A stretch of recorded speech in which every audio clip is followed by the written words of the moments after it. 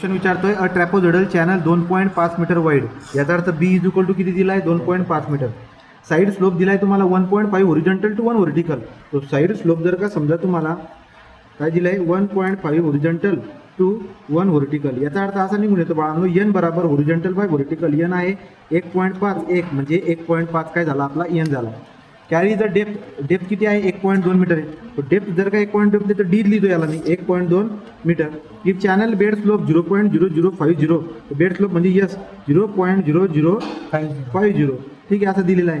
नंतर पुढे काय म्हणतोय मॅनिंग कोइफिशियंट एनची व्हॅल्यू तुम्हाला दिली आहे 0.020, ओके का, एवढा डाटा दिलेला आहे. आणि म्हणतोय मला व्हेलॉसिटी काढा. चला व्हेलॉसिटीचा फॉर्म्युला काय बाळांनो, पहिले मी व्हेलॉसिटी काढतो. व्हेलॉसिटीचा फॉर्म्युला आपल्याकडे आहे मॅनिंगचा फॉर्म्युला 1/n r/2/3 s⁻1/2. प्रश्न असा आहे एन बी दिला एस पण दिला आर बाकी फक्त. मग आर कसा काढणार तुम्ही, आर असतो एरिया बाय पेरीमीटर. यासाठी तुम्हाला एरिया काढावा लागेल. एरियाचा फॉर्म्युला काय बी डी प्लस एन डीचा स्क्वेअर.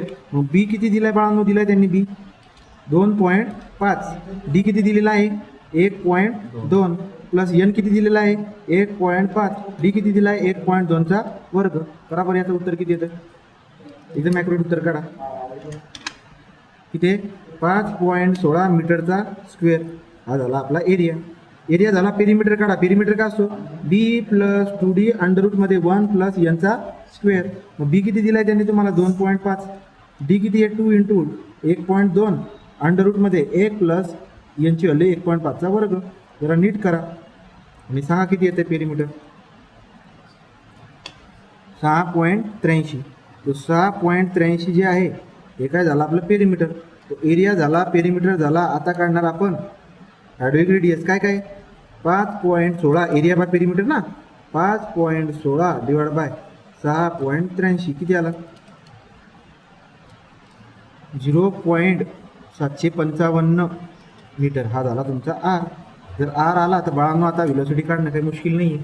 तर करा व्हेलॉसिटी बरोबर 1/n. n बाय n म्हणजे काय 1 डिवाइड बाय 0.020, ठीक आहे ना, 1/n इंटू आर. आरची व्हॅल्यू किती काढलाय 0.755 रेज टू पॉवर 2/3. एसची व्हॅल्यू किती, एसची व्हॅल्यू किती बरं का, स्लोप किती दिला त्यांनी 0.0050, याचा रेज टू पॉवर 1/2 आहे. सांगा व्हेलॉसिटी किती आली, जरा नीट करा आणि सांगा आणि तुम्ही पॉज करा, ठीक आहे. त्यातून नाही उत्तर आलं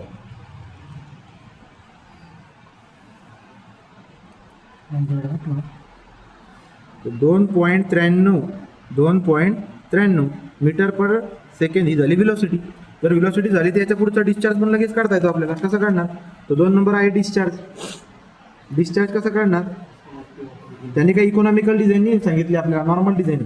तो क्यू इज इक्वल टू काय असतो एरिया इंटू व्हेलॉसिटी. चालू मी एरिया पण काढला, व्हेलॉसिटी बी काढली रे. एरिया आहे 5.16, व्हेलॉसिटी आहे 2.93.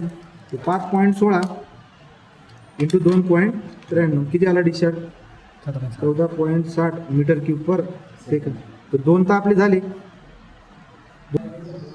तो आता आपल्याला शिअर स्ट्रेस पण काढायची बाउंड्रीला. तो शिअर स्ट्रेस ॲट बाउंड्री म्हणजे काय बरं का, जेव्हा पाणी बोईल ना तो फ्रिक्शन लागेल त्या बाउंड्रीवरती. Shear stress at a boundary त्याचा फॉर्म्युला आपल्याकडे आहे τRS, ठीक आहे. तो गॅमा RS म्हणून फॉर्म्युला आहे, बघून टाकू.